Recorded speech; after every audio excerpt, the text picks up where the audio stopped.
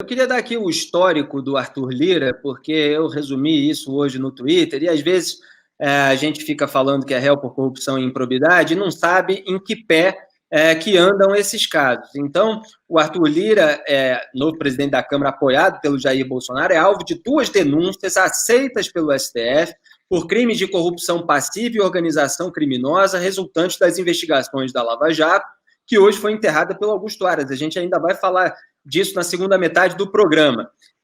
O primeiro caso é o seguinte: o Arthur Lira foi acusado de receber R$106 mil em propina do ex-presidente da CBTU, Francisco Colombo, em troca de apoio para mantê-lo no cargo. Então está lá recebendo um dinheiro de propina para apoiar a permanência no cargo desse Francisco Colombo. Em novembro, agora novembro último, a primeira turma do STF formou maioria para negar um recurso do Arthur Lira. Mas o julgamento parou, adivinha depois do quê? Depois do Dias Toffoli pedir vista.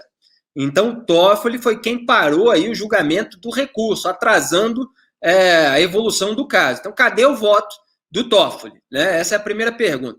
O Lira também responde ao inquérito do quadrilhão do PP por desvios da Petrobras. Segundo a acusação, membros da cúpula do partido, PP, Partido Progressistas agora, integraram organização criminosa que tinha ascendência sobre a diretoria da Petrobras e que desviava verbas em contratos da estatal.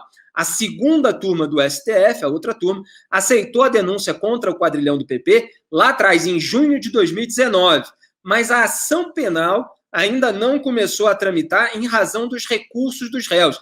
Então, o STF aceita a denúncia, tem réu que vai lá e faz o recurso, como o Lira fez naquele outro caso.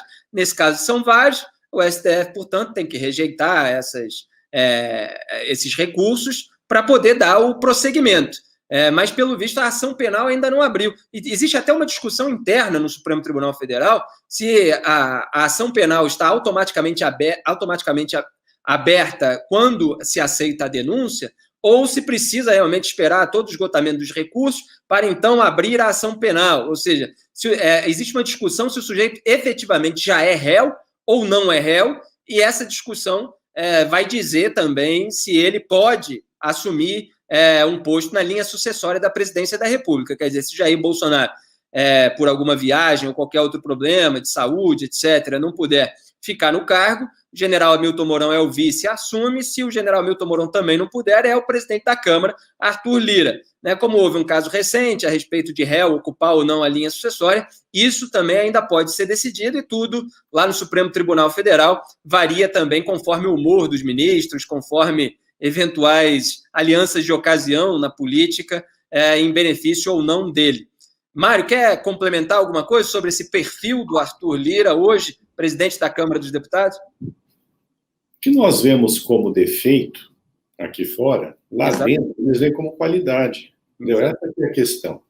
Se o sujeito foi denunciado, é réu, é acusado de roubo, de corrupção, lá dentro do Congresso, isso é visto de outra maneira, é visto exatamente como um atributo, um bom atributo. Ou seja, ele está fazendo o nosso jogo. Não estou falando, evidentemente, de todos os deputados e senadores, mas dessa parte conhecida como centrão, e algumas adjacências, claro. Então, assim, quando você tem essa diferença de valores, os vasos não se comunicam. O que está acontecendo hoje é que você tem um Congresso Nacional completamente divorciado das aspirações nacionais, no sentido de progresso, ordem, está lá na bandeira, honestidade, saúde. Você tem uma gente que não entende que a Câmara dos Deputados é a casa do povo, representado através das diversas categorias, dos diversos grupos, das diversas classes sociais, e você tem o Senado como contrapeso que expressa a federação, o pacto federativo, é o sistema bicameral. Só que isso tudo se perde, quando essas instituições estão tomadas, dominadas, por gente que tem nos valores negativos, os seus valores pessoais e políticos. Do lado do STF, bom, que eu vou dizer o quê? Né? São essas discussões bizantinas, né, que não levam a nada, né, a não ser a impunidade. Essa discussão sobre se uma ação penal está aberta ou não aberta, né, isso tudo, e essa chicana, né, que se continua a ter, mostra mais uma vez como o país, do ponto de vista jurídico, se torna inviável no seu funcionamento, né, por causa dessa maluquice toda, desse arcabouço, que na verdade não é arcabouço, é uma Babilônia, né, jurídica.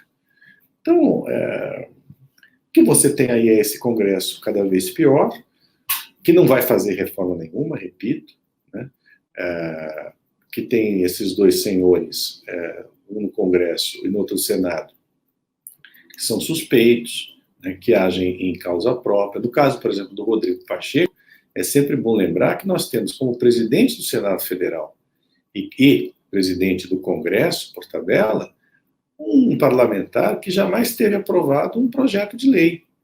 Jamais teve aprovado um projeto de lei. Quer dizer, é extraordinário, né? Aliás, não é extraordinário, é uma palavra que eu uso muito, mas no caso é muito ordinário, né? Isso tudo. Exatamente. E quando a gente está falando do quadrilhão do PP, são desvios da Petrobras, quer dizer, o esquema do Petrolão, que já ficou lá para trás. E, no entanto, o caso investigado vai sendo arrastado, aí pode ter pedido de vista de um ministro, como Dias Toffoli, tudo vai sendo empurrado com a barriga, e, enquanto isso, o sujeito investigado chega a cargos de poder, como a presidência da Câmara dos Deputados. Quer dizer, tudo errado.